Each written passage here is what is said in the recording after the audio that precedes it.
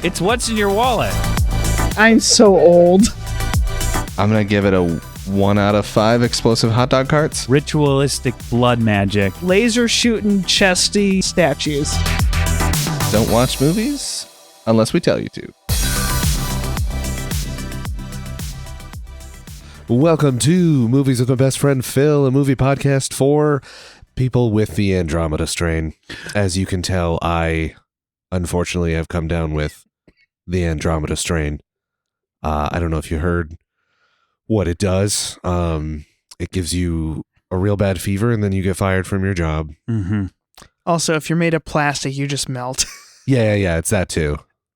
It's both of those two very specific symptoms. Yes. Craig. Yay.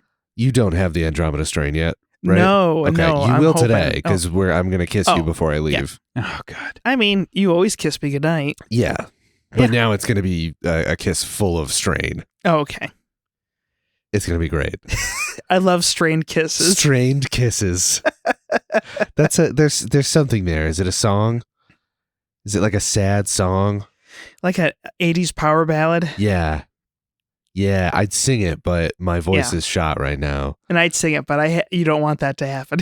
Well, I mean, I kind of do, Yeah. but it's fine. Will Chodas, William Squilliam. Oh, yeah. Hi, how's it going?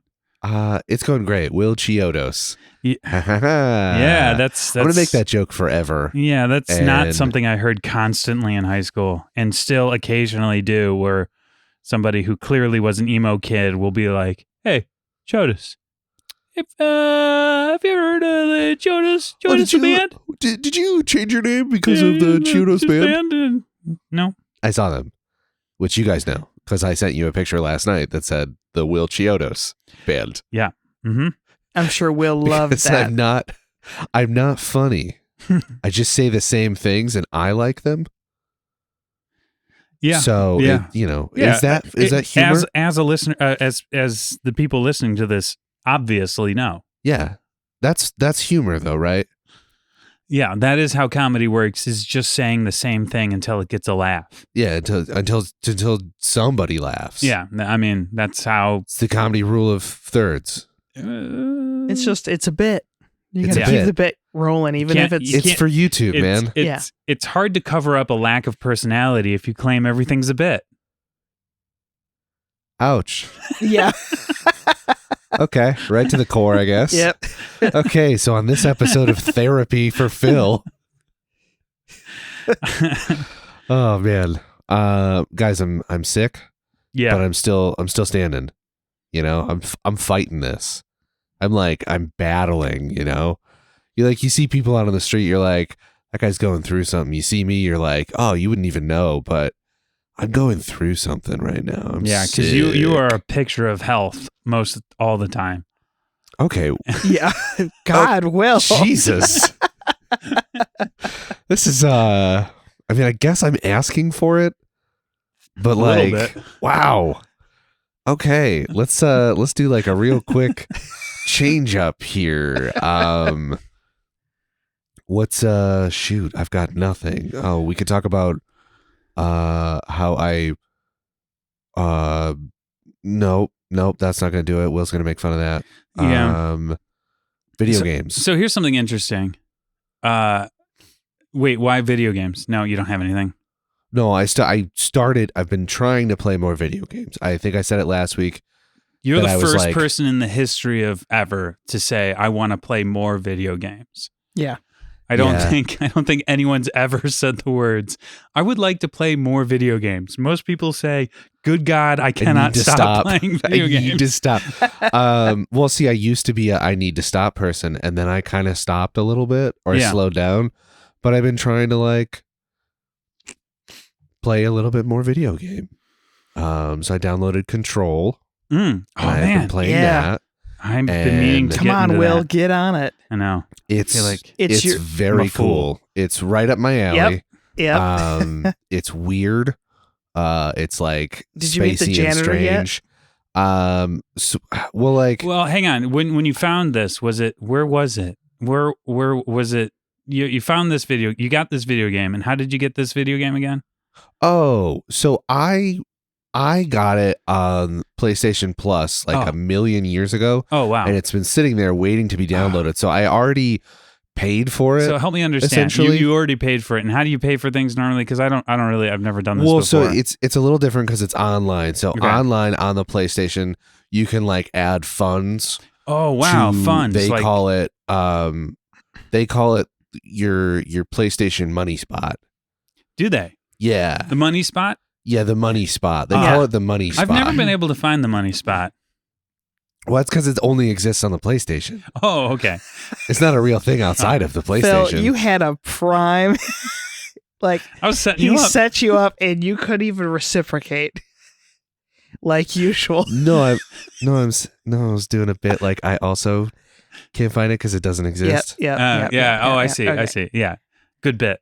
I was doing a different bit that was like Yeah. one level up, Yeah. but because I'm like so advanced in my comedy, you guys just didn't like. It's a you wallet. didn't Wallet get it. is It's the a thing. wallet. You got to find it.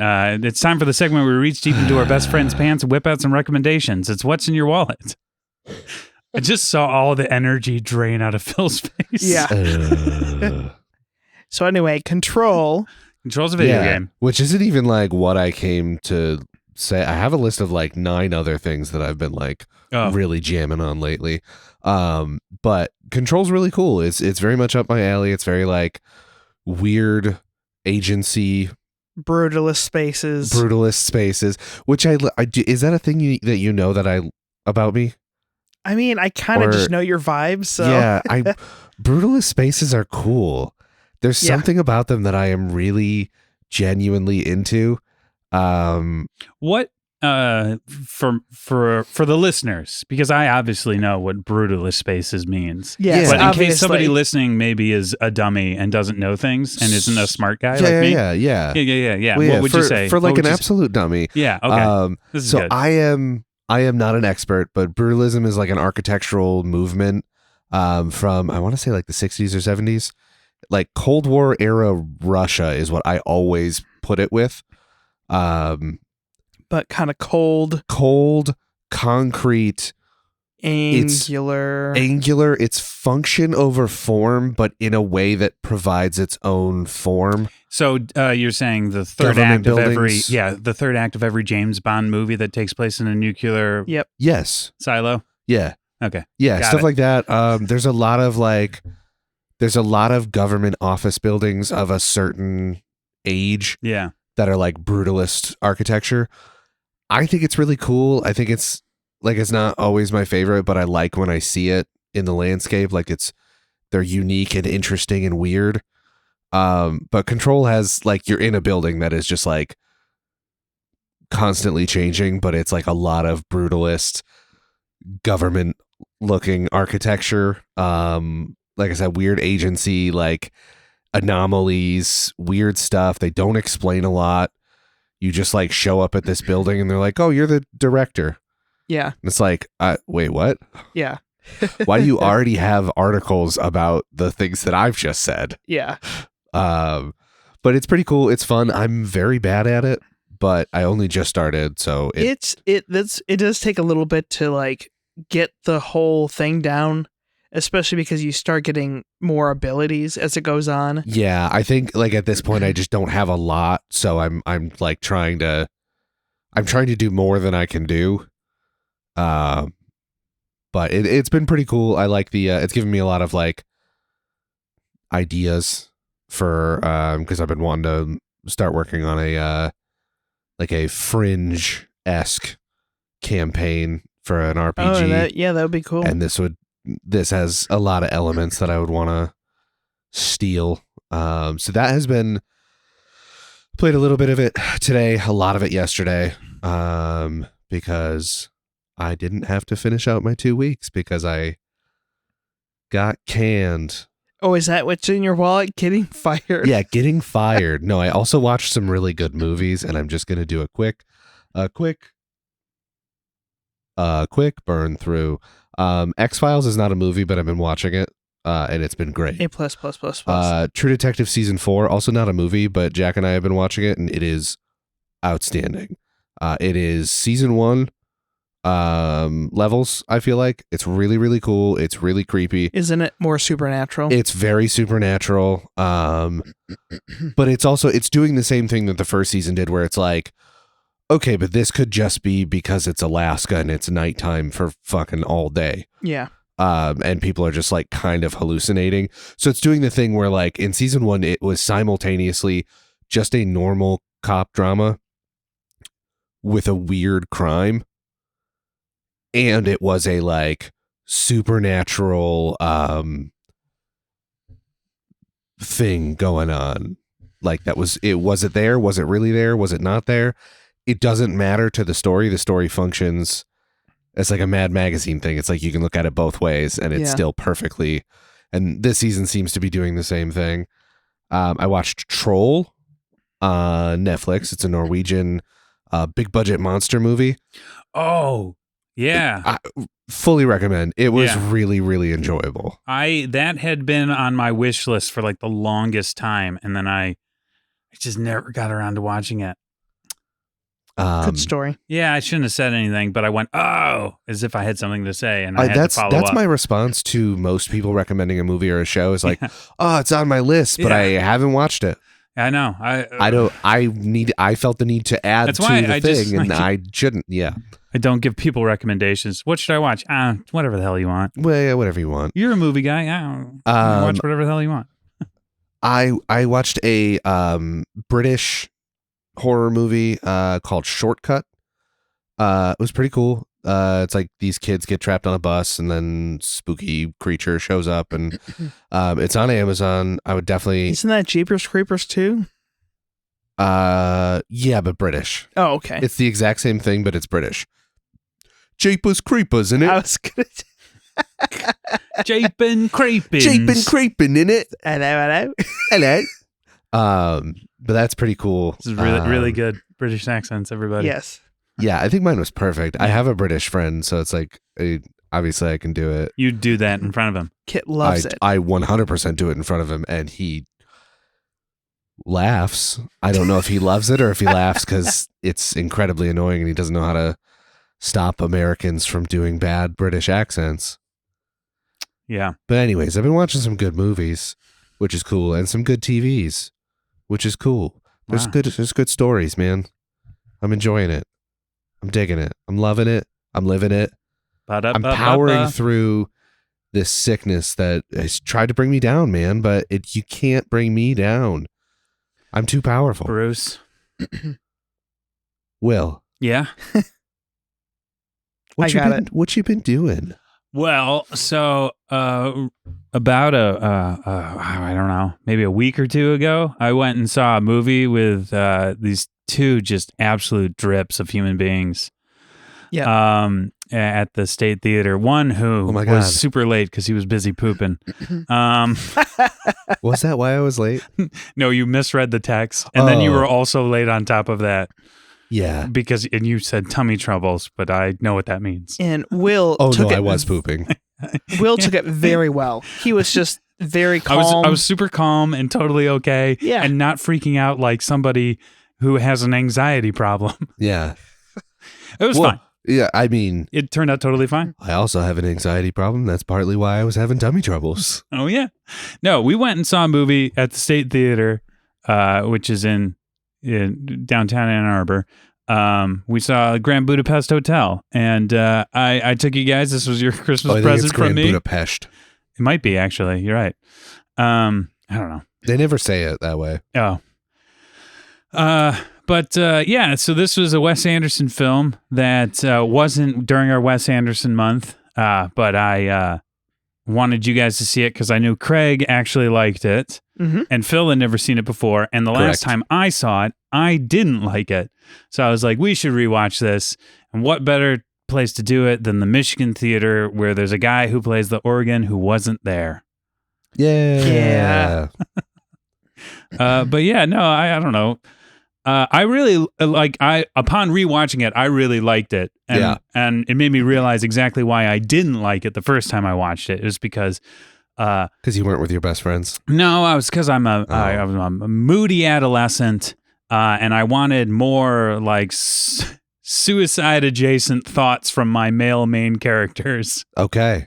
And there was none of that in this, which Wes Anderson's like older stuff had like a lot more sort of like this. So like Wes Anderson is always like flirted with being making a full blown cartoon, but it's always had this sort of like dark streak to it.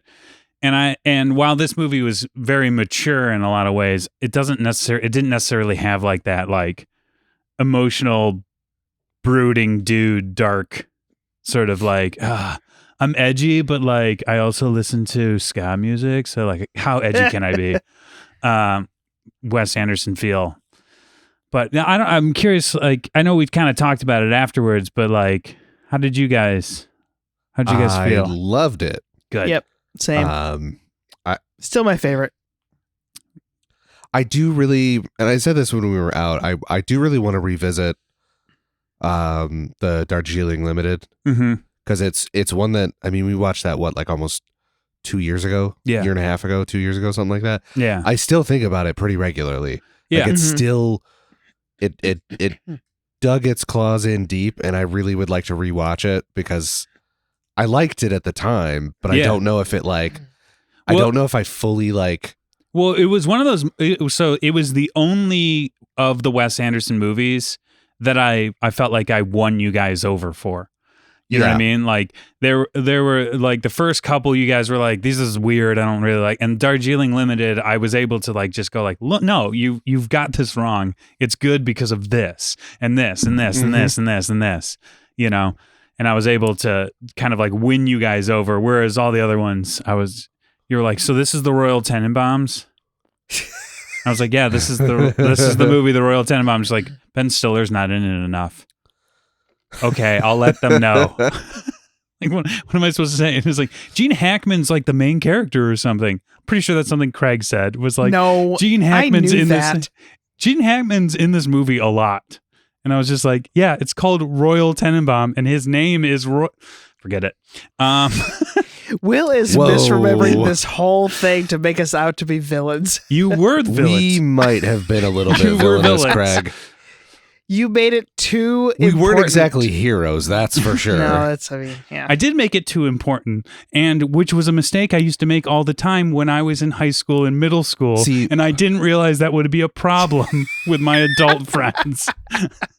See, what you should have done is not had anything important. Yeah, that's Ever. true. Yeah. Yeah. Yeah. Yep. Yes. Yep. Don't Correct. hold anything important. Yeah. Yep.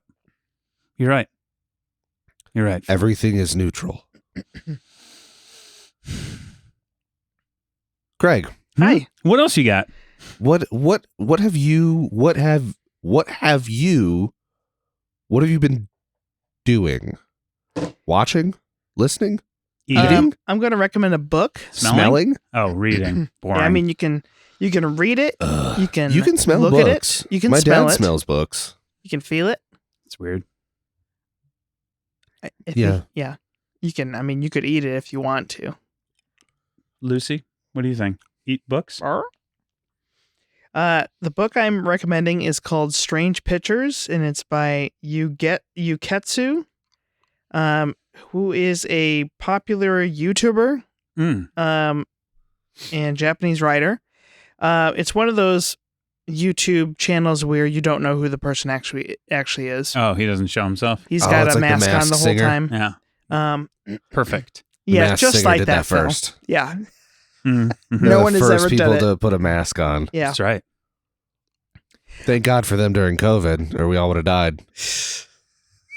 Did that come out during COVID? I don't know. Okay.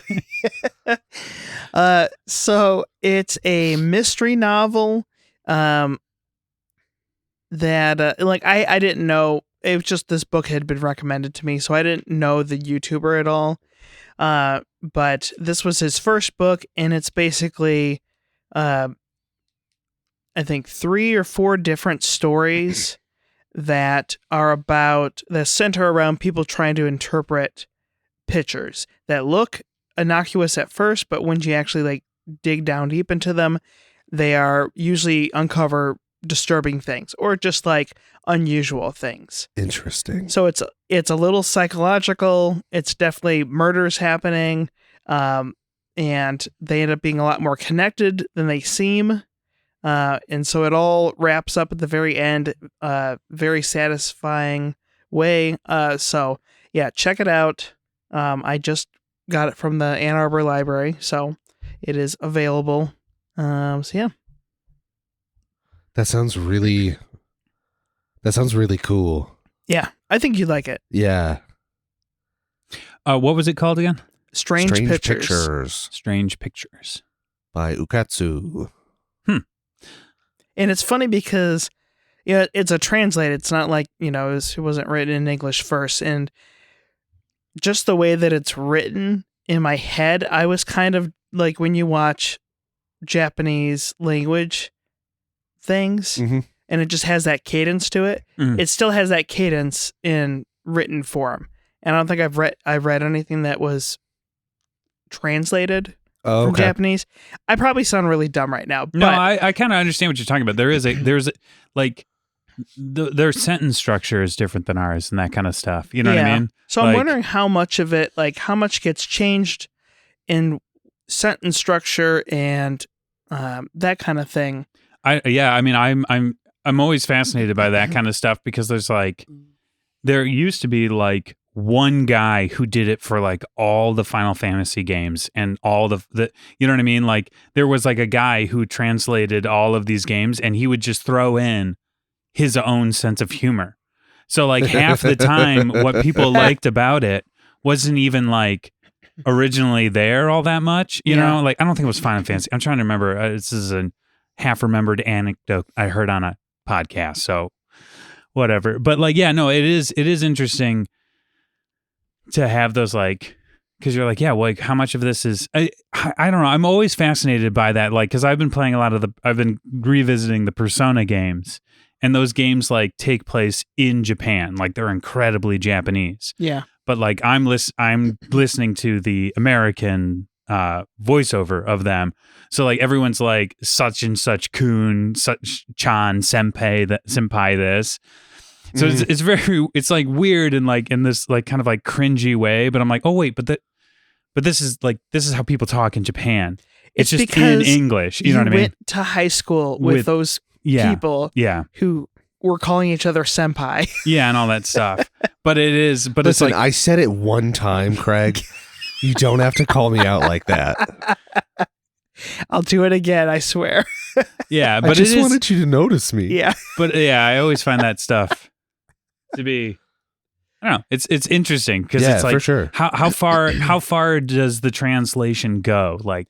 At what point do you have to Americanize it to make it make sense to Americans? Because we have so many sayings in America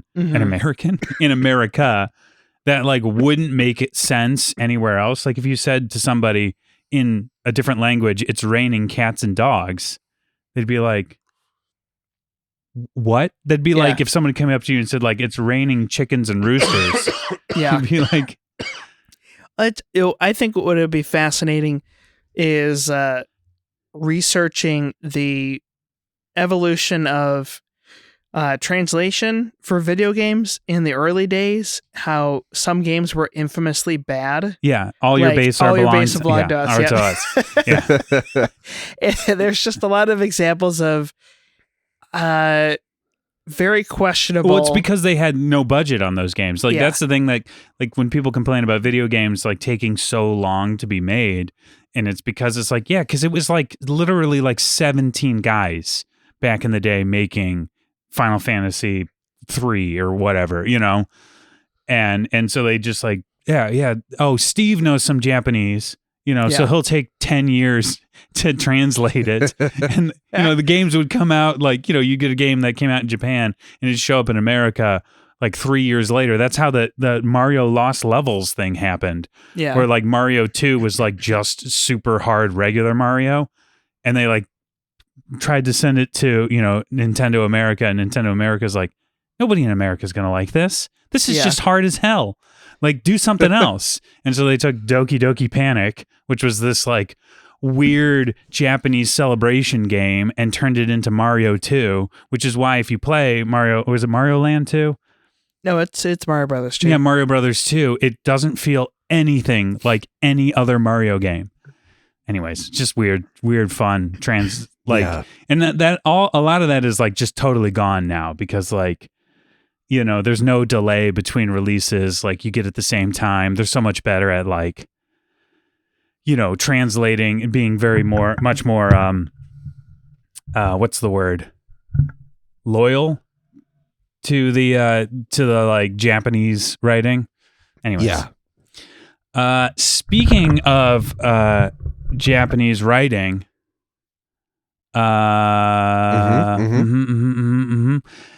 English is written in a language that isn't Japanese. Yes. Which is what this movie was written I've in heard that. before it was written as a movie because it was based off a book. I'm getting there. I'm making it work. Yes. Yeah. That's right. We watched a movie. Is that how we do it? That is. That was A+, 10 out of 10. We watched Andromeda Strain. The Andromeda Strain. Which is a 1971 American science fiction thriller film produced and directed by Robert Wise. It's based on a Michael Crichton novel from 1969 of the same name and was adapted by Nelson Gidding. The film stars Arthur Hill, James Olsen, Kate Reed, and David Wayne. It had a budget of $6.5 million, and it made $12.4 million. That is a net win. Yeah, that's good for them. 130 minutes long. How do you think this movie is currently sitting on Rotten Tomatoes? Yes.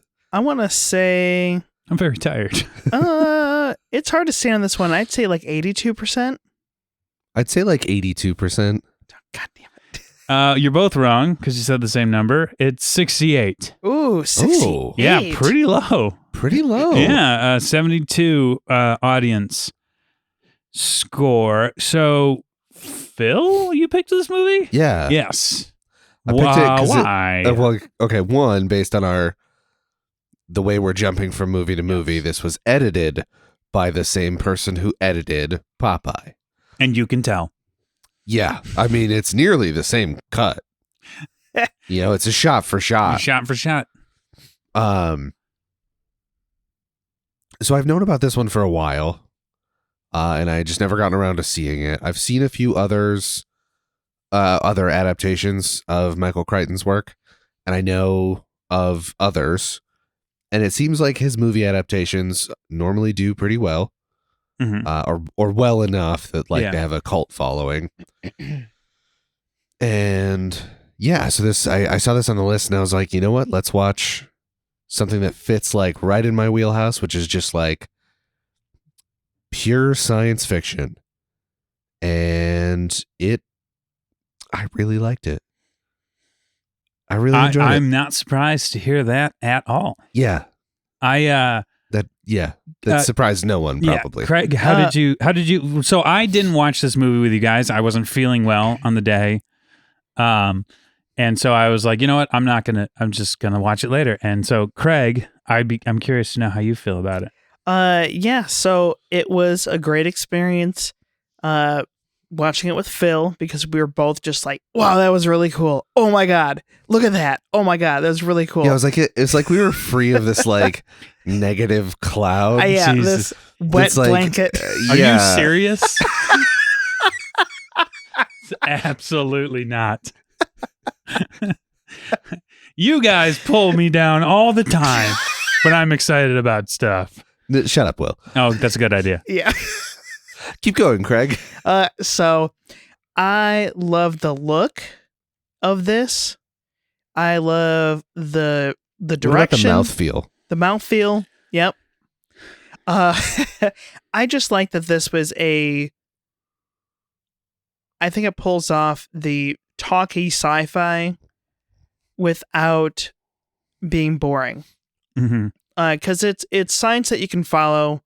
It's a little bit in that interstellar area where they are saying, in that sense, they are saying legitimate things, but I don't feel like it's dumbed down. This one, obviously, there are things that are made up for just this, but right. I think it's easy to follow what is happening.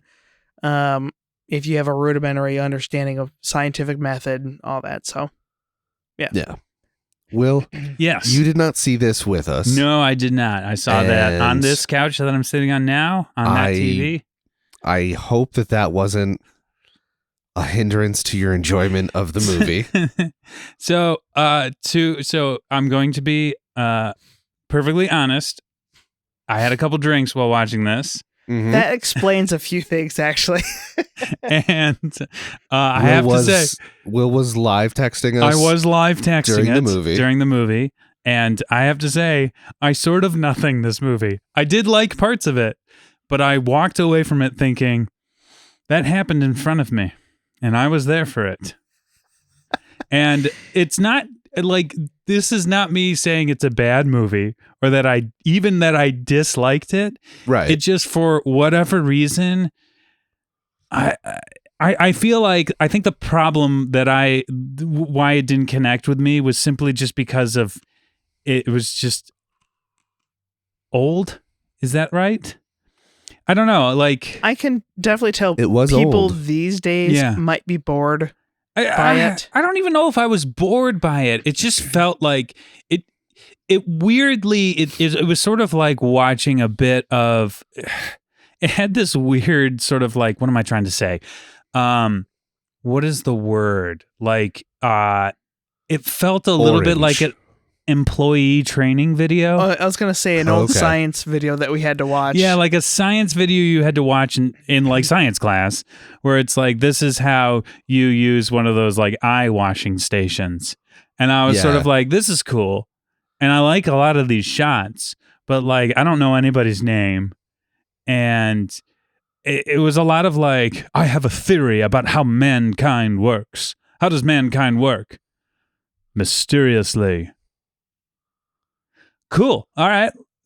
Good to know. You know, I don't know. It just like, I did like a lot of it though. One of my first notes was there were a lot of split diopter shots in this, Yes. which is where you have two things in focus that normally would not be in focus. Mhm. I don't know how to describe it without showing a picture of it, but it was like, I was like, oh, cool. There's one of those. You Oh. know it when you see it. Yeah, I was like, because oh, it there's- looks odd. Yeah, it doesn't look right. And I'm like, oh, there's another one. Oh boy, there's another one. Just, what's wrong with your focal? It's just, just move them closer to each other. So somebody really liked those. I Also feel had like a that was lot kind of- of a thing though back then. Oh yeah, definitely was a thing, because the whole idea of shallow focus, which is the idea of like the background being out of focus and like the character being in focus, and you know what I mean? Like there being, Yeah. that wasn't really something people would like go, ooh, I want to do that. That would be like, ooh, I made a mistake. You can't see Yeah. what the background looks like. So they would want to do things where they split dioptered it so that you could see at least most of all of it. There's also a lot of split screen. Yeah, shots. those parts I liked. I really, Yeah, really liked yeah. how they did that at the beginning. So at the beginning of the movie, they're exploring this like town that seemingly all died for no reason. Yeah, which I really like the beginning part because they don't show what happens to them. Yeah. You do see that they're exploring it, and then it goes all to, you're stuck inside the command center, Yeah. and you're just listening to them reacting to whatever is happening. You don't know what it is. Yeah. That was super cool. But they did the split screen shots where they would walk to like a window or a doorway, and our characters would look in, and then we'd see a still photo of what was in there. And it wasn't another like video shot. It was a Yeah. still photo, Yeah. which kind of felt like it was their like report, you know, like Yes. they were taking pictures and then that was their report, and we're like Yeah. getting told it the was, story. To me, I always love it when people like think about the media of like making movies, the visual media, and they don't just go like, oh, let's just do what everyone's done before. Let's like, you know, Yeah. play around with it a little bit. And this movie had like a ton of I think I even texted you guys like at one point, like, one, those shots are cool. And then I also said like, this feels very Wes Anderson to me, where it was like somebody explaining on one side of the screen, somebody just listening on the other side. And then in the middle was like a diagram of what was going to be happening next. You know, like when they were Yeah. going down underneath in the ground elevator. Yeah. in the elevator. And I was, so that all that stuff, I was like, this is cool. This is cooler than your average, you know, old school sci-fi nonsense, you know. Do we want to give a quick rundown of the plot? yeah. No, I can't do it. So someone else could. Yeah. So there is this town that seemingly everyone has died because there's like a satellite that crashed. So we start off, there's two characters from the military looking for that satellite. They find it in this town. They go into the town. Everyone in the town is dying or dead. I think they're all dead at that point. They're driving around, and then we're hearing their audio from the like command center, and then they die as well. Something happens to those guys, and then they bring in this like big team of scientists, this like Avengers team. Yeah. So the thing with this movie, yes, that part I liked how everyone kept getting their Avengers introduction of just like Nick Fury showing up at their house and being like, there's a wildfire problem or something like that. There was like a weird code word. But this movie is interesting because like you could seriously just I could tell you the entire movie in like a sentence, like what happened. Yeah. You know what I mean? Like, so like spoiler alert, what it is there's alien like bacteria, I suppose, or something like that. An alien life force that is breathable, that is killing people, right? It's just like people are breathing it in. Is it breathing it in? Yeah. Yeah, they're breathing it in and it's dying. But like that's not how the movie but the movie's storytelling is actually really good because like you learn these things one thing at a time. Yeah. So like it's you know, we can't do a great like here's what happens, because what happens is they don't know what's happening. And then they kind of know what's happening, and then they still don't know what's happening. You know, but it's in that very much like mystery way, you know.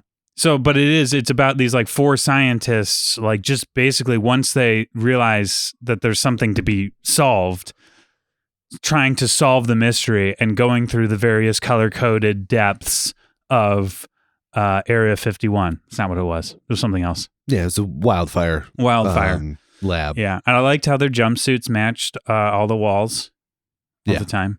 So they get the satellite, they bring it back to the lab, and then our Avengers go through a security process, which is hilarious because they spend like 30 minutes on this, I swear. That's half the movie. It's half the movie where they're just moving from level to level, trying to disinfect the human body to the most like. And it was at that point where I was watching it with Caitlin and I was like, wait, what does this have to do with the alien or like the you know, the thing that's killing people?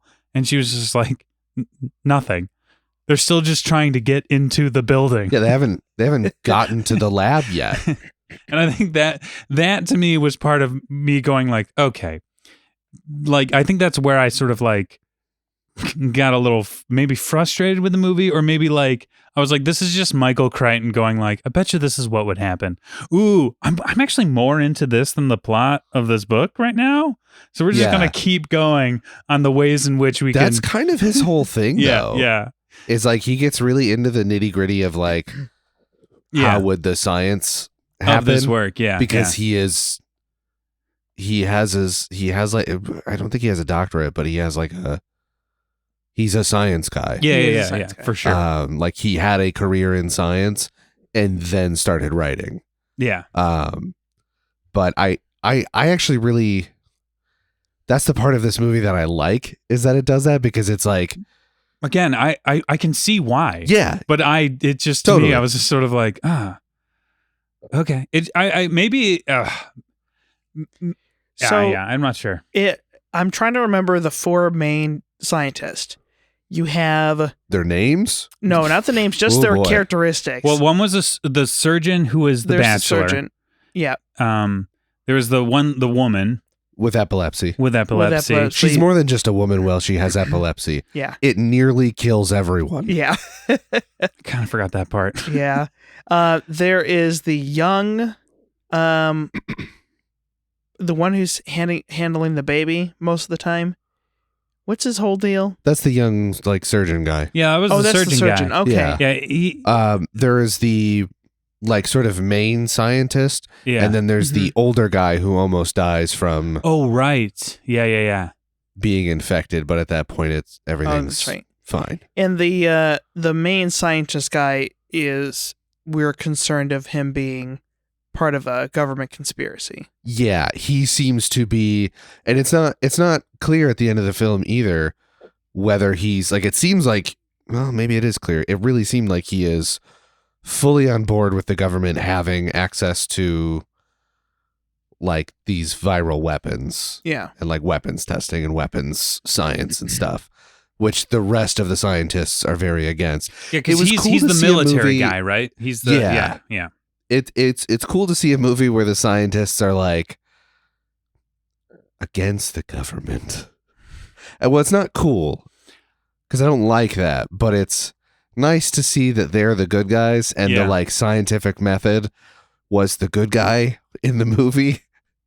Like get all your information before you nuke everything. I blame Spider-Man a little bit for our anti-scientists sentiment these days, because all of Spider-Man's bad guys are scientists, like literally all of them except for maybe Sandman. But they're scientists doing bad science. Doing bad. Yeah. I know, but like, you know, and everyone's like, yeah. hey, maybe we shouldn't trust these scientists. Have you heard about this guy Doc Ock? Yeah. Maybe vaccines aren't real. Yeah. So MVP for this movie for me is Dr. Ruth Leavitt, which is the main girl scientist Mm-hmm. With epilepsy, who almost kills everyone. because she's great. hilarious. She's hilarious Yes, the whole yeah. movie. She's like the lunch lady that has a PhD for some reason. Yeah, and she hates everything that they're doing, and she talks so much shit the whole movie Yeah. about how she doesn't like how anyone is doing anything. Yeah. And it's awesome. What was her background? I can't really remember.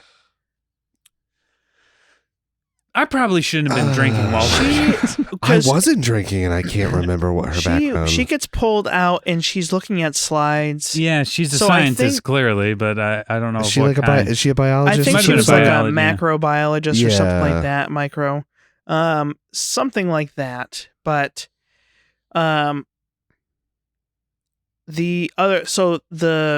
the weird part of it too that we have to talk about is that they do find two survivors in the town. They Yes. find a old, looks to be a homeless man, but you know, it's just the local Vagrant. vagrant, and then you have a crying baby. And so part of the whole mystery is, why did these two not die and everyone else did? Yeah. Yes. And so we honestly do not know until the very end, when it is very crucial for them to know Yeah. this information. Yeah, so they're studying these two the whole time for like a third of the movie or half the movie. They're studying them to figure out what do they have in common? What is like the link? Is it two completely separate things? And so they're going through the process. They have like really, really cool sets in this movie for the lab spaces. I loved the place where they were holding the old man and the baby. The way they get into The way suits. they get into the suits is through like It's so dumb. like a weird fireman hole. Yeah. And then they get into a suit, and it's not like a hose that connects to It's like a whole- small hose that goes to the suit. It's like one of those like tubes you pull out to play with your kids. Yeah. Do you know what I mean? Like Yeah, that folds in. Yes, it's the tube that connects the suit to air is the entire back of the suit. It's the dumbest looking. It's really weird, but I just love that they were like, yeah, but what if it was this way? Yeah, why if? not? Yeah. That's weird. Craig and I were talking about is that like the It's like, once if I- 70s futuristic stuff is really Yeah. they took a lot of swings with Yeah, like we once think if- it might be like this. Once if when and I it's went cool. into this room, I went through the wall and the wall came with me. Do you know what I mean? yeah. I I love it. I thought it looked cool. the baby stressed me out the whole time, and I'm sure Will was stressed out because it's just a crying baby. Yeah, well, I was live texting, and one of the things I said was, somebody needs to hold that baby. Yeah. Yeah. Like I kept saying, and I also texted at one point, like, too many dead kids so far. Don't care for this. Yeah. Yeah, so the baby is crying a lot, Mhm. and they realize that the vagrant was high on sterno, which is a used in like lighters. Yeah. It's not something you should get high on. No. Well, I mean, okay, this is America. Don't tell me what to do. You're right. Fair enough. Kids, I'm high on sterno now. Get high on sterno. Phil Kessel says you should. It's yeah, safe. Phil Kessel, the hockey player. Yes. What? So, Spoiler Town, USA, what is it like alkaline or what was it? Yeah, it made his blood like acidic or something like that. Because they find out that the reason they survived is because like the baby was crying, like was So known much to have cried a lot. And so it had like oxygen rich blood or something? Yeah, so I don't know. it didn't work. Like the strain couldn't get to the baby, and then he had the sterno kept him alive, and now they're fine because they're in a secluded area. Yeah. But then one of the scientists gets exposed, and they're like, "Oh, you got to breathe in and out really fast so you can oxygenate, your blood or whatever, like the baby did." Or And- drink a bunch of sterno, whichever one you want. Yeah. Do But I whichever thought one it you was want, funny. bud. They're like, "Oh, it's already evolved to a non-violent form." I'm like, "What? Okay, I guess." That's when I started to go like, wait, what is Yeah. happening? When it started like when the pilot's like mask started dissipating Yeah. and stuff like that, I was like, wait, what? I got lost in the science of it all. Yeah. Because it was also like weird. There was like, oh, it's mutated now to a non-lethal, but it eats. And It then eats plastic. yeah, it eats plastic. And then they were like, oh, we're gonna set off a nuclear bomb to stop it. Oh, but the nuclear bomb will make it hyper. Yeah, it's going to add too much energy. So what we're gonna do is turn that off, and then we're just gonna shoot it up in the atmosphere, and it's gonna be fine. And I was like, cool. I didn't pay attention in biology, so I don't know what Yeah. anybody is talking about at this point. Yeah. Yeah. I think what I liked about this movie a lot is Yeah. that science wins the day, but not in like a big showy Well, like I mean, there was kind of the showy bit where the one character, like, is getting shot in the face with lasers for some reason. That I didn't. to stop the nuke, but that's Yeah. like Yeah. that's beside like that is obviously it would give the Andromeda Strain a bunch of energy and then probably kill everyone on the planet. Yeah. So like it is a big moment like that, but Yeah. it isn't like a scientist shows up and says, "Fuck you, virus. Here's a dose of science," Yeah. and yeah, then yeah. stabs the virus with a needle. Yeah. No, he's fixing a problem that they started. Yeah. Yeah. And but science still wins in terms of like they stopped the nuke because that was the wrong decision. Yeah. They figured out what this virus was and how to deal with it. And This we watched must be the process of like it. this must be so many lonely dads' favorite movie. Do you know what I mean? Oh, I'm like sure. this is like everyone who's like dad, who's Okay, but I like, feel like you're talking to two people who liked this movie. Yeah. no, And I feel insulted. I'm insulting you. That's because you know what I mean. Like it's like how you guys probably. I had a very loud dad, not necessarily in a bad way. He was just very personable, and then I would go over to my other friends' houses, and they all had like quiet reserved dads, and I was like, what the fuck must that be like, and this feels like this would be the favorite movie of those dads. Do you know what I mean? Yep. Yeah. I did talk to my dad about it, and I forget what he said. It was very classic my dad, where it was like, yeah, I did like this. And then there was a brief mention of like slightly left-wing politics, and then I didn't like it. And I was like, okay, Dad. Which is the nuke didn't solve the problem. My father-in-law, I mentioned the movie to him, and he had a lot of good things to say. He remembered. So yeah, I think this definitely was a thing back in the day. Yeah. Yeah. Yeah. So I did write. The first tweet I sent you guys was 2 minutes into Andromeda Strain, and I can already tell that the ending will be unsatisfying with people realizing that humanity was the villain all along. And don't tell me if I'm right. Also, I bet you dorks loved it. Yeah. Which I it wasn't quite that humanity was the villain all along, but also the whole like nuke thing was sort of them like the biggest threat at the end of the movie was man-made. You know what I mean? So I'm calling that a win. Yeah. I called it. And it's It was Chekhov's like nuke.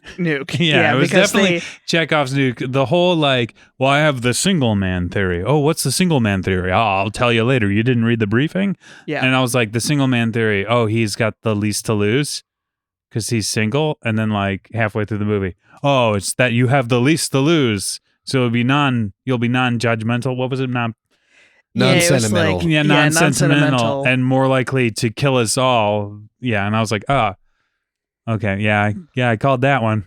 Yeah. Well, I do like that is something that they built into this facility, though. Yes, like, yeah. From a sci-fi concept perspective, yes. it's like it is really cool that it's like it's not that you have to go turn on the nuke and decide to blow us all up. It's going, if there's a leak, it's going to blow up. You have to decide if it's worth stopping or not. Yeah, if it's okay to stop it. Yeah. And I'm like, oh, that's a pretty cool. Yeah, that's kind like, of slightly the opposite of how it normally is. Yeah, if you're building a station like that kind of, and you do have to think about, these deadly agents getting out into the world, like, yeah, like that makes sense as a concept. So I really like that. Oh, hey, Luce. Yeah, Lucy's walking around. She's the best. Sniffing everything. My dog. She's the best. I really liked this movie. I like a good science procedural, and this was absolutely a science procedural. Movie, I watched Contagion during COVID, which was dumb. Yeah. But that movie is also good. There's a couple others that are like right in this, in the wheelhouse of this movie, right in the same like oomph of like, it's the journey of the science, not where we ended up at the end. The science is just there. Mm-hmm. Yeah. Like we are just uncovering the truth of the science. Yeah. And we are along for the ride as the audience. And I don't want every movie to be that. Yeah, but I really like when it comes around. Yeah, the thing I did like about it was like, it's one of those movies where like it surprises me. I always have these moments, and I've talked about it before, where I'm like, oh yeah, I always forget that humans have always been as smart as we've always been. You know what I mean? Like there was never a period where like humans weren't as smart as we are now. We just knew less. Yeah. So like, I like the idea of aliens being microscopic is like something I feel like people forget when they talk about aliens, because like everyone is always like, when people talk about aliens coming and visiting, it's always like, hey, it's a dude it's like basically a human being. Yeah. But they're like a gross looking human being. And I'm always like, if we may have met aliens and just didn't know, because they don't live or exist the same way. You know what I mean? Yeah. So I like that this movie was like, aliens are microscopic and it's not even like a sentient being. Yeah. The scenes with like towards the end with the bacteria or whatever, like growing. Yeah. Were really cool. Yeah. I liked the, oh yeah. I liked the visual that they had. It was like kind of freaky and trippy and very 70s. And no, it was great. And the sets, I talked about it already. I love that style of like 70s sci-fi sets. It gave me I talked about it. What was the Silent Running? Similarities in the set building to that. And it was just like how tech was in the 70s, but let's imagine it like more futuristic. And so everything's like super big and bulky and like not streamlined in the slightest, and not like the suits to get into the room. It's not a hose. It's not like, oh, I have like my own personal like breathing apparatus. I'm in a fun tube. Yeah. And like the the cameras that they're moving around the satellite, they're moving with like a tiny little mechanical knob thing that doesn't look like it would be very like comfortable to use to like move this camera around. And then when they go to move like the arms for the robot arms, they like grab this udder looking thing off the ceiling and like pull it down, and that's how they control it. And it's just like, yeah, I remember watching that. Just going like, that can't be how you would do that. That there's doesn't no way that's how you would do that, right? Like, can we talk a little bit about the monkey? Because the monkey really hurt me. It was genuinely, the scene with the monkey almost tanks this movie for me. So like I loved this movie, but that scene like. So at one point they're doing this like, hey, let's see how big of like which animals we can kill today, you know, like as an experiment to see like how it affects different animals and stuff. And so they're going from like mice to kittens and some heinous shit, and eventually they do get to a monkey. And watching the movie, I'm like, they just killed that monkey because the way it died was so realistic. I was like, I like sat up and I was like, yeah. Craig and I were watching and we were both just like, because you watch it and the monkey just like. Okay, Lucy is knocking Craig's thing over. We need to pause. So sweet and cute. Movies with my best friend. Okay, so with this monkey, I can't decide if it makes it better. I actually think so. When Craig and I watched it, we were both incredibly uncomfortable, and then I think we both Googled if they killed the monkey. No, you had just done I it. did, and then did you do the same thing? Caitlin immediately looked up the trivia, and either I asked her to, or I was just glad she did because I didn't want to look up any spoilers, and she didn't care. So. And looking that up.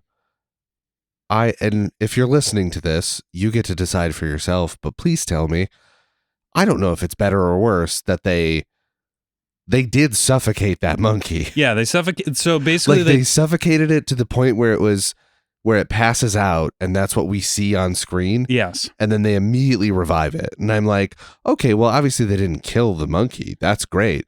But they did kind of torture it. Yeah, they definitely tortured it. And that's not great. That's pretty bad. They protected their asset. You know what I mean? Like, like there's humanity in it, but it's not good. You know what I mean? Like, and I don't. It is one of those things where it's like when they do things like this in a movie that's old, like you there's part of you that is like, well, you know, everyone's morals were terrible. That's in the 60s and stuff. Yeah. So, you know, the 60s and 70s. So, definitely like don't asphyxiate monkeys. Actually, you know what? I'm okay. I am honestly okay if we never have another monkey in a movie and it's just Andy Serkis from here on out. Because I'm okay with that. There really shouldn't be any trained animals that are, you know, cousins of ours. You know what I mean? Like monkeys are too smart, and 8 chimps are definitely too smart. Dogs, trained dogs, that's fine. They like it. Yeah, they love it. Cats are okay. You can do it. Horses, those are fine. Yeah, train them, put them in movies. No gorillas. No. Yeah, the thing is, like, I'm sure, and this is in comparison to living in captivity and not having training and like experiences with humans. Mm-hmm. I would guess having the experiences with humans and the training is better for them mentally, but also just let them live their lives. Well, I mean, the problem with chimps and any hyper intelligent animals is it's like we're trying to. It's a round peg in a square hole. It doesn't ever fit because like we either infantilize, you know what I mean? Like it's like with chimps and stuff, like people are like, oh, he's like a person. He's like a little person. It's like, no, he's not. He's a chimp. He's a chimp.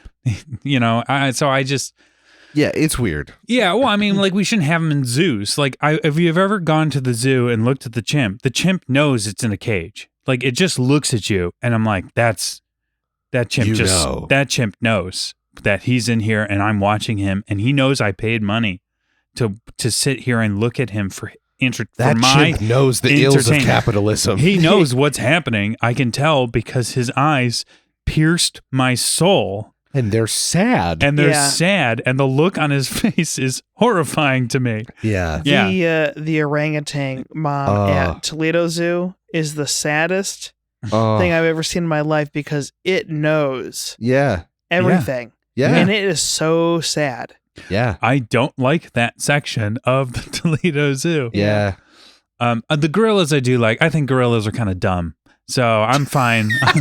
of the great apes, they're not dumb. like of the great apes. They're like not at the top. No, it's bonobos. Yeah, bonobos are. But every time I see a gorilla, I'm like, you're in a cage, and he's like, so.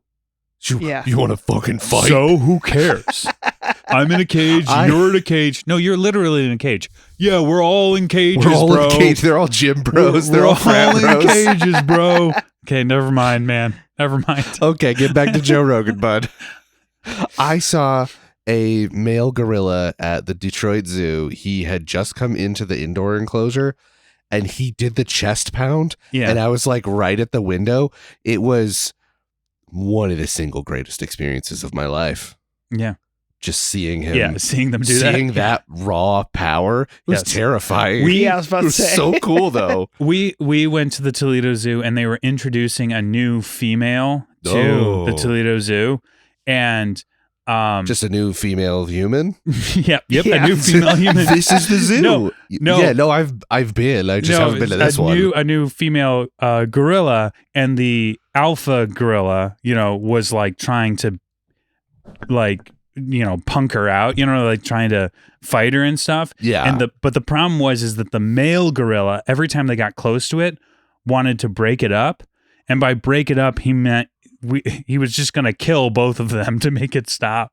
So like there were a bunch of like female. There was a bunch of like, I don't know if they were specifically like they only grabbed like lady zookeepers, but lady zookeepers were like almost like distracting him and like being like, "Hey buddy, over here," and like getting his attention. I was like, okay, yeah, they're just dumb gym bros. Like, this is what gorillas are. Because they like, he was like trying to like, he's like, "You guys are fighting. I'm gonna fuck you." Oh no, never mind. My ladies say it's cool. It's cool. Like, it's cool. It's cool, man. We were totally gonna fight. We were gonna fight. I was gonna rip that lady's arm off, but like this other lady said it was fine, so I'm fine. Yeah, totally fine. Totally fine. You see my silverback? I'm gonna walk with my butt up in the air in a weird way. We do need to mention Yes. The doctor and her epilepsy. Yes. Andromeda Strain. Right. Yeah, that's why we're here. Does almost cause everyone on the planet to die. Because she doesn't see that there is a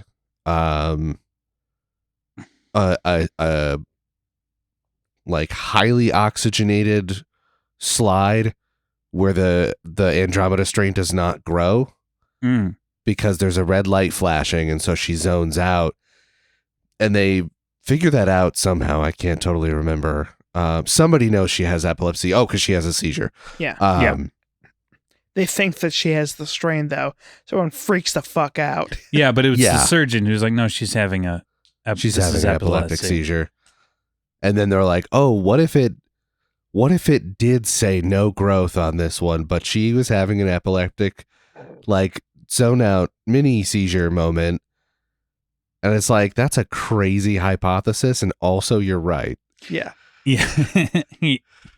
That part I was just like, of course it's the woman.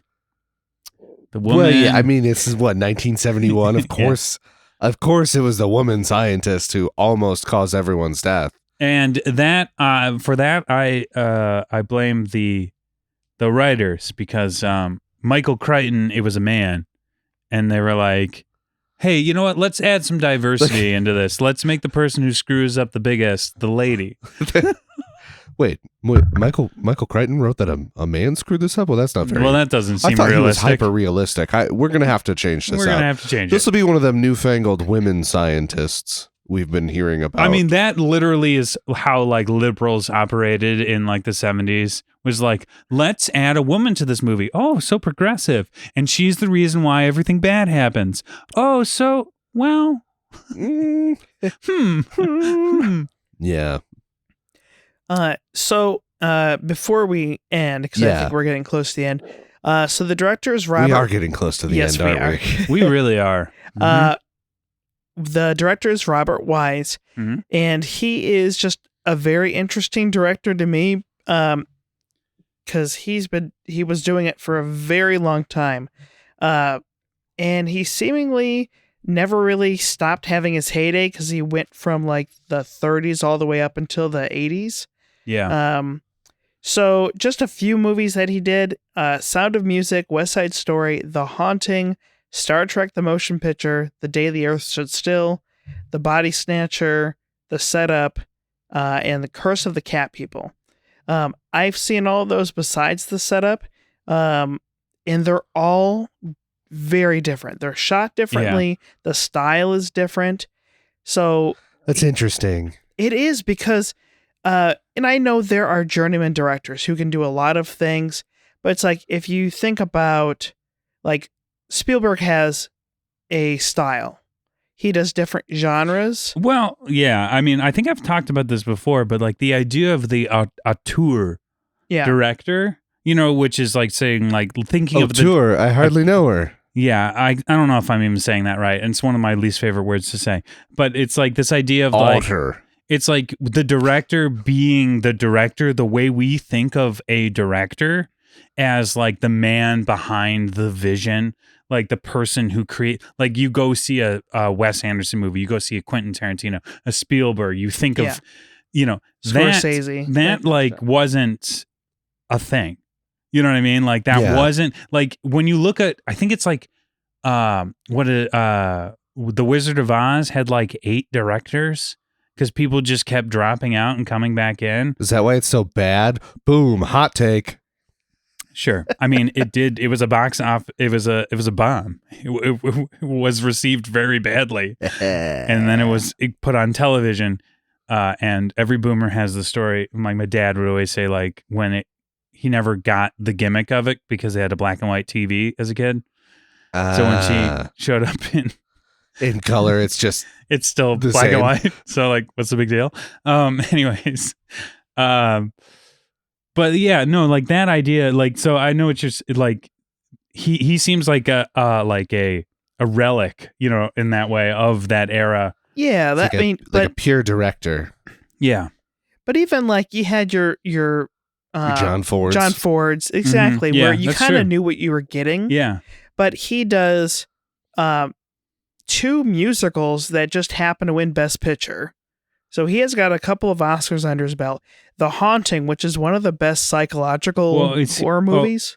Oh, he's a producer too. So I mean, Best Picture doesn't go to the to the director. Yeah, but so he did get Best Director on 1 or 2 of those, and then he's produced most of these. Oh, okay, yeah.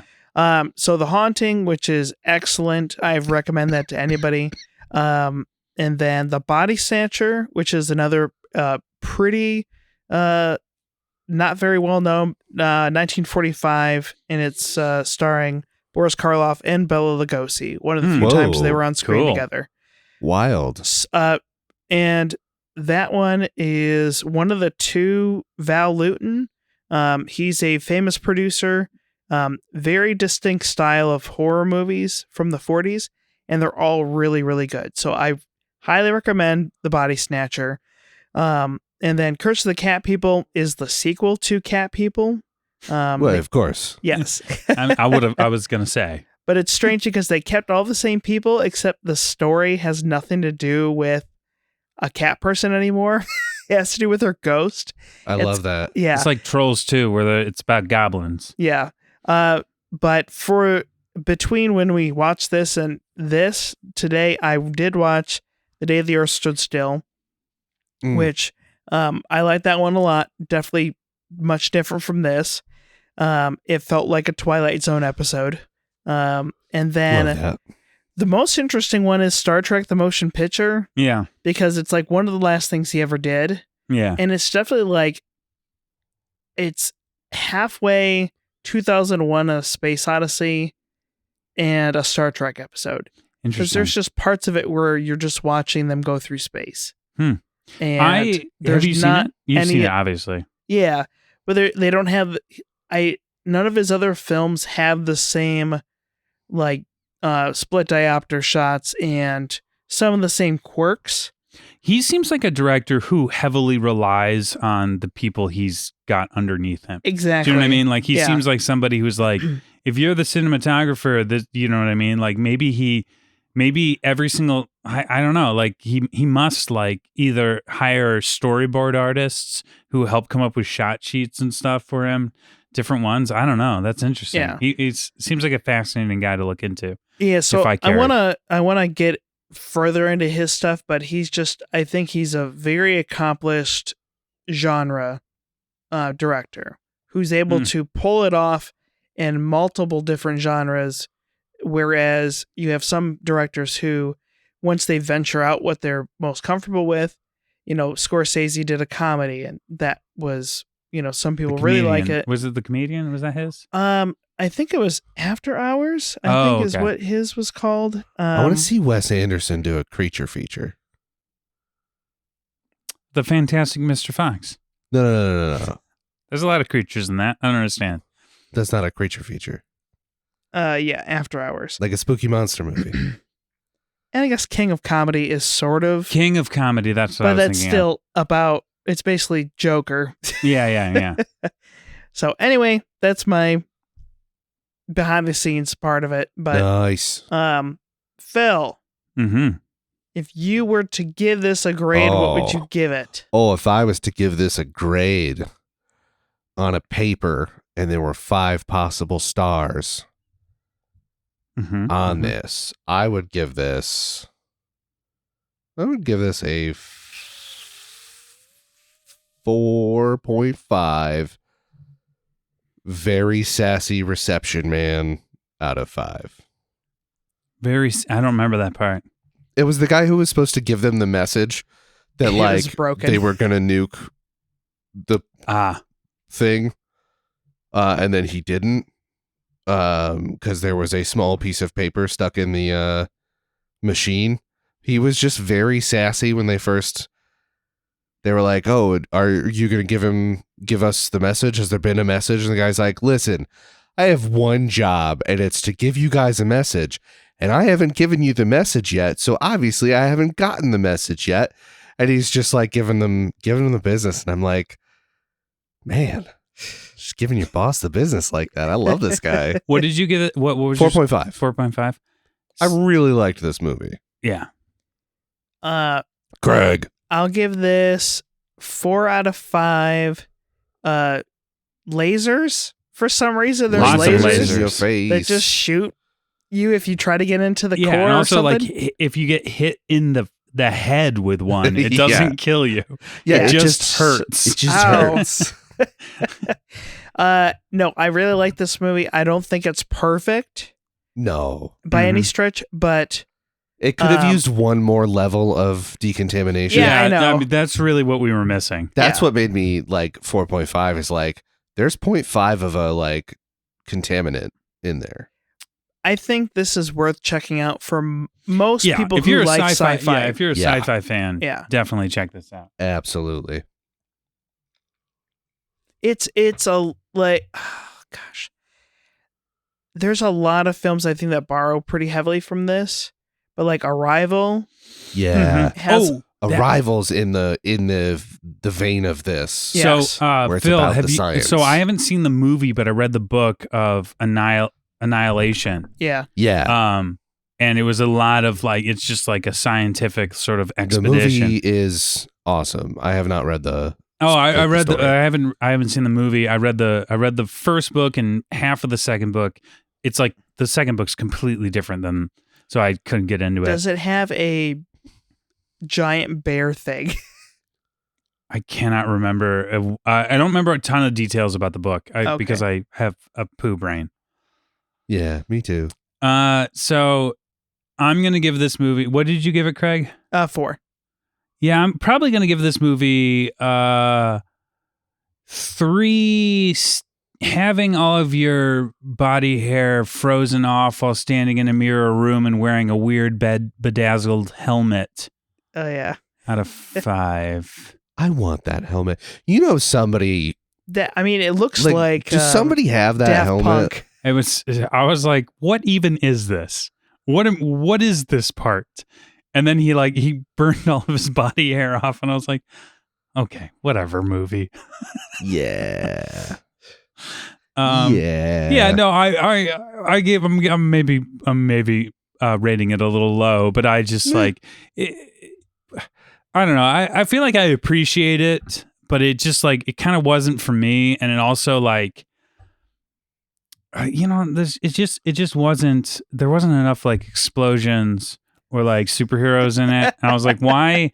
In a movie where there's so much radiation talk, why can't anybody shoot lasers out of their eyeballs? That's a really good ask. You know, that's the question. Yeah, I just was sort of somebody should be flying at the They end should of this. remake the Andromeda Strain, but with superheroes.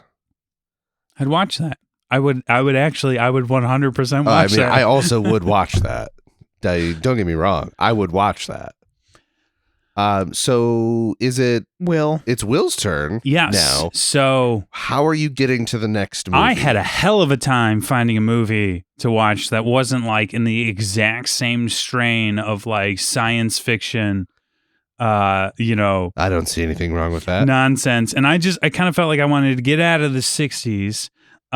So from the 1970s? Oh, right. It was 71 is basically the 60s. Yeah, I'm just kidding. Shit. So I went and I found someone in the sound department who is a sound mixer, James R. Alexander, who had a very good James R. Alexander? Yeah, you've heard of him, of course.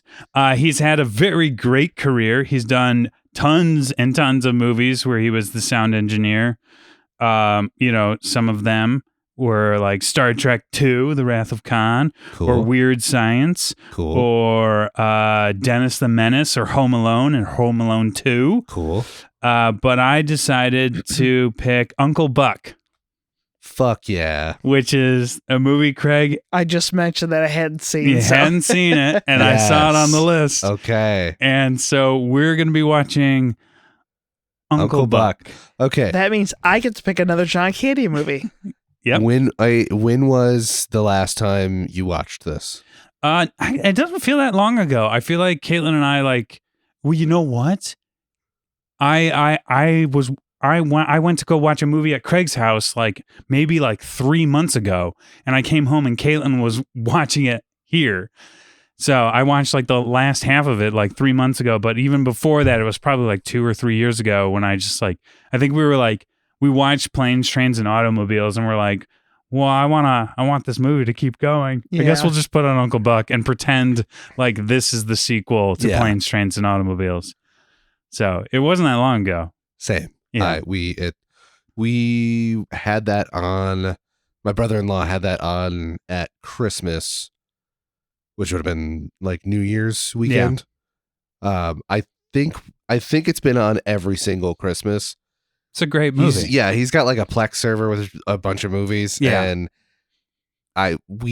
every Christmas we end up watching one of the Home Alones or both of them, and then we just end up watching other Uncle Buck or something. John Hughes movies. John Hughes movies. So I just watched Home that Alone, one recently. not a John Hughes movie. No, but he basically. But it's producer. but it kind of Man, it is. Yeah, so I'm excited. I love this movie. It's a great movie. It's great. I'm excited. Me too. Just know that no one can be more disappointed in me than my own sister. Okay. So that's not true. We'll test this. I was going to say, we'll test it. I can be pretty disappointed. I grew up Catholic. Yeah. That's the whole game. That's the whole game.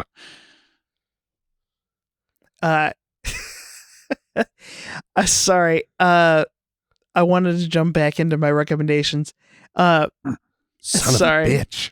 What? Have you guys ever played Paw Rapper the Rapper? Yes. It's been a long time, but yeah.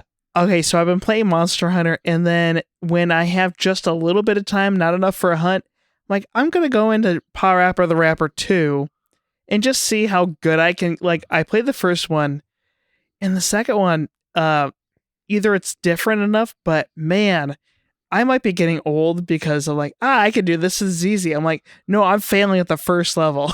Oh, no. So I challenge Craig. anyone to do that. All right. Let's you do it. know, there's, you know what? Forget it. I'm not going to talk about this because there's a. I almost got you. Now I have to say it. There's a Kingdom Hearts rhythm game that every time I look at it on sale, I'm like, I should buy this, and then I go, I don't want to play it though. You should buy But it, it's though. weird that it is technically a sequel to Kingdom Hearts 3, so there are story beats in it Oh no. that you I would have need to- to know. If You I, have to get it then. Yeah, I do. You're right. You convinced me. I should buy it. How much is it? It's way too much money unless it's on discount, and I haven't seen it on deep discount yet. It's like $50 normally. Oh, good Yikes. Lord. That's like too much for a rhythm game, and it's often down to like $30, which is like how much I would normally pay for it. But I am a cheap bastard, so like it needs to be like $5 for me to spend money on it. Yeah. Oh, boy. Thank you for liking and subscribing to the podcast. We're on Instagram, Facebook, TikTok, and YouTube. If you want to tell us if you would survive the Andromeda Strain. I would not. I would. Yeah. No, I'd just die. This episode was brought to you by Willfully Woven, who is my brother and sister-in-law. Thanks, guys. If you want to hear your name, help support us and hear your name shouted outed, consider becoming a patron at patreon.com/mumbleandshrug. If you like what you heard, consider leaving a review. That's all for this episode. I'm Phil Kessel. I'm Will Chodas. And I'm Craig Norland. Don't watch movies unless we tell. Oh, so close, man. Don't watch movies unless we tell you to. I'm not editing it. I'm leaving it in. Yeah, that's fine. I figured you wouldn't.